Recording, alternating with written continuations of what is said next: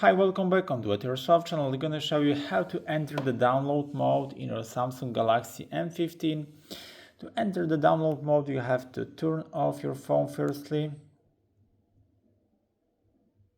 After that, get the USB cable, plug it in into your computer, then plug it in into your phone, and then press and hold volume up and volume down together. Only this. So keep holding both the key, volume up and volume down. Plug the USB cable and voila, release button. Unplug the cable. And as you can see now, you have to volume up to continue. That's it, and you are in the download mode. So you can write any flash on your phone, and then if you want to leave the download mode, press and hold power button and volume down together for 7 seconds.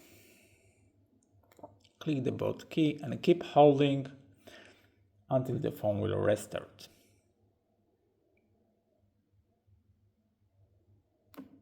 Release power and volume, and voila, that's it about the download mode. So I hope the video is helpful for you. Of course, I will show you that the phone is working. We turn it on. In case of that, yeah, that's it.